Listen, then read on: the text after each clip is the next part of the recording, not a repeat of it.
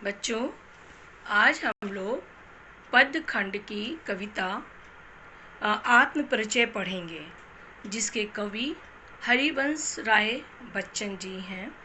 और ये हरिवंश राय बच्चन जी ने कविता आत्म परिचय में अपना परिचय उन्होंने दिया है। हरिवंश राय बच्चन का जन्म 25 नवंबर 1907 में उत्तर प्रदेश में हुआ था। हरिवंश राय बच्चन ने इंग्लैंड में रहकर कैम्ब्रिज विश्वविद्यालय से पीएचडी की उपाधि प्राप्त की। उसके पश्चात कुछ समय तक उन्होंने अध्यापन का कार्य किया और फिर आकाशवाणी इलाहाबाद से वो जुड़ गए। 1950 में उन्हें विदेश मंत्रालय ने हिंदी विशेषज्ञ के रूप में नियुक्त किया था। 1976 में इन्हें पद्म भूषण की उपाधि से इन्हें सम्मानित किया गया था और 2003 में इनका देहांत हो गया था।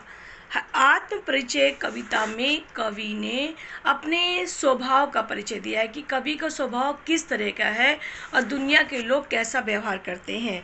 प्रस्तुत कविता में कवि ने अपनी हृदय की वेदना, अपने हृदय की पीड़ा, अपने हृदय के प्रेम को व्यक्त किया है। कवि का प्रस्तुत कविता के माध्यम से कवि ने लोगों के जीवन में किस प्रकार से लोग व्यवहार करते हैं, किस प्रकार से स्वार्थी जीवन जीते हैं, इसका कवि ने बहुत ही ज़्यादा सरलता से उन्होंने अपनी बात को कह दिया। कवि बेवाक जीवन जीते हैं, कभी दुनिया की परवाह नहीं करते। कवि कहते हैं ये संसार बहुत स्वार्थी है, स्वार्थ भरा हुआ है। लोग तभी तक किसी का साथ देते हैं, तभी किसी को पूछते हैं जब कोई उनकी प्रशंसा करता है, झूठी तारीफ़ करता है। कवि कहते हैं उनको झूठी तारीफ़ करने की आदत नहीं है और इसलिए वो दुनिया की परवाह नहीं करते। संसार के लोग उन्हें जो भी कहें, कवि संसार के लोगों की परवाह नहीं करते। कवि अपने मन से लोगों को प्यार देते रहते हैं, अपनापन देते रहते हैं और कवि एकदम अपनेपन का जीवन जीते हैं। कवि कहते हैं कवि हमेशा स्नेह सुरा का पान किया करते हैं। स्नेह सुरा माने होता है प्रेम रूपी शराब। प्रेम शराब माने शराब वो नहीं जो हम लोग समझते हैं जो नशीला पदार्थ है।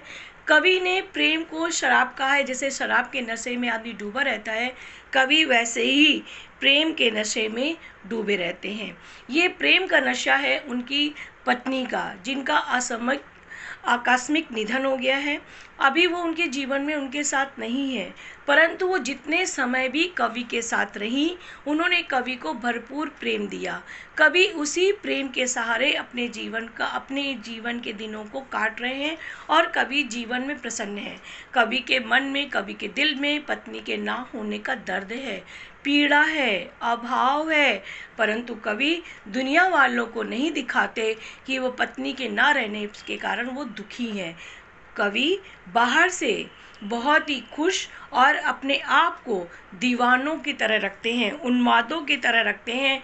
कवि कहते हैं कि वो अपने मन से एकदम खुश हैं। वो लोगों को अपने मन की, अपनी प्रेम भरी बातों से लोगों के दिल को जीतते हैं और प्रेम भरा शब्द, प्रेम का उपहार उन्हें देते हैं। प्रेम भरे जो शब्द हैं वो उनके लिए उपहार स्वरूप होते हैं। लोग उसी उपहार को लोग ग्रहण करते हैं और लोग आनंदित हो जाते हैं। कवि कहते हैं ये संसार जो है बहुत स्वार्थी है, बहुत स्वार्थी है। संसार में प्यार नहीं है।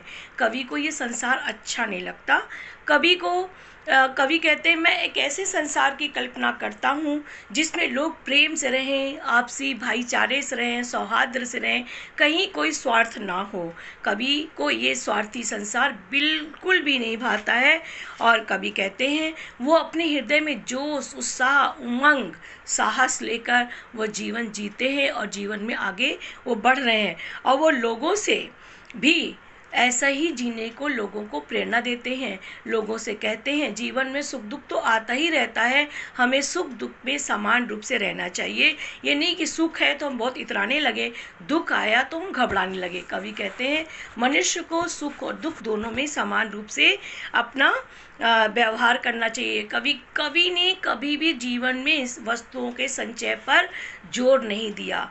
कवि कहते हैं ये संसार की जो वस्तुएं हैं ये नश्वर हैं। कवि इन नश्वर वस्तुओं को कभी महत्व नहीं देते। कवि कहते हैं संसार जो इन नश्वर वस्तुओं को महत्व देता है वो अज्ञानी है, वो ये नहीं जानता कि संसार की इन सब वस्तुओं को छोड़कर उसे एक दिन जाना ही पड़ेगा, ये वस्तुएं उसे काम नहीं आएंगी। कवि कहते हैं उनके जीवन में बहुत दुख है, बहुत पीड़ा है, बहुत अवसाद है, लोगों के व्यवहार से बहुत दुखी हैं, परंतु कवि फिर भी लोगों को प्यार ही देते हैं, अपनापन ही देते हैं। कभी नहीं कहते कि तुमने मेरे साथ बुरा व्यवहार किया या तुमने मेरे साथ छल किया, मैं भी तुम्हारे साथ वैसा ही व्यवहार करूं। कभी भी अपने व्यवहार को दूसरों के प्रति वैसा व्यवहार नहीं करते जो दूसरे उनके साथ करते हैं। कवि कहते हैं बहुत सारी बातें हैं। कवि के जीवन में उनकी पत्नी के ना रहने से बहुत पीड़ा है, बहुत दुख है, बहुत कष्ट है, जो उनको अंदर ही अंदर रुलाती है। उनकी याद, पत्नी की याद सताती है, परंतु कवि दुनिया वालों की नज़रों में हमेशा हंसते मुस्कुराते रहते हैं और मस्त जीवन जीते हैं, एक दीवानों की तरह वो जीते हैं। कवि कहते हैं संसार के लोग दुनिया की वस्तुओं का इतना संग्रह, इतना संचय करते हैं कि लोग आपस में भी धोखाधड़ी करते हैं, छल फरेब करते हैं। कवि कहते हैं जो सांसारिक वस्तु इकट्ठा करने के लिए जो धोखेबाजी करता है, मैं इस धोखेबाजी को बिल्कुल पसंद नहीं करता। कवि कहते हैं वो लोग नादान हैं, उनको संसार में ये छोड़ के जाना ही पड़ेगा। अगर वो अपना अच्छा व्यवहार करते हैं, लोगों के साथ प्रेम का व्यवहार करते हैं, उनके जाने के बाद लोग उनके अच्छे व्यवहार को हमेशा याद रखेंगे, परंतु लोग ऐसा नहीं करते हैं। कवि कहते हैं संसार के लोग जो वस्तुओं का संग्रह करते हैं, घर मकान सुख समृद्धि की तलाश में रहते हैं, वैभव इकट्ठा करते हैं, कवि कहते हैं मैं इस ज्ञान को कभी भी अपने अंदर नहीं भरना चाहता। अगर कोई मुझे सिखाता भी है कि पैसा रुपया धन दौलत इकट्ठा करना चाहिए, तो मैं उस सीखे हुए ज्ञान को भूल जाना चाहता हूँ।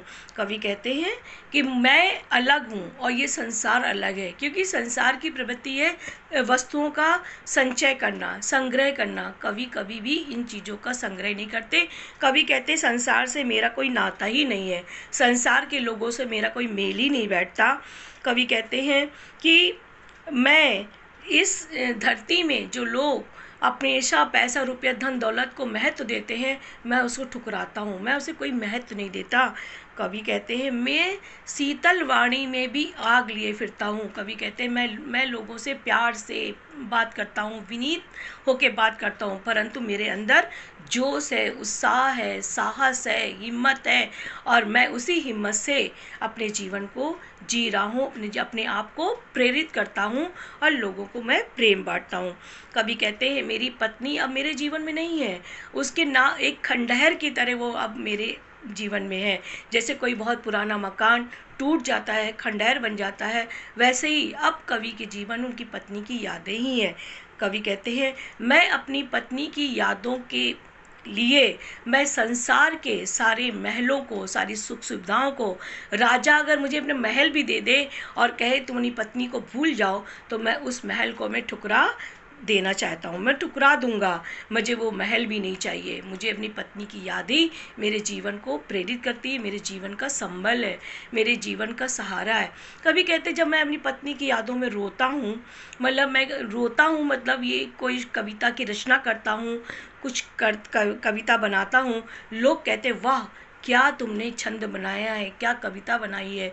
कवि कहते हैं कि संसार के लोग मुझे कवि के रूप में क्यों देखते हैं, वो मुझे एक आम इंसान क्यों नहीं समझते, मैं भी उनकी तरह एक साधारण इंसान हूँ, परंतु ये संसार तो मुझे कवि कहकर ही पुकारता है।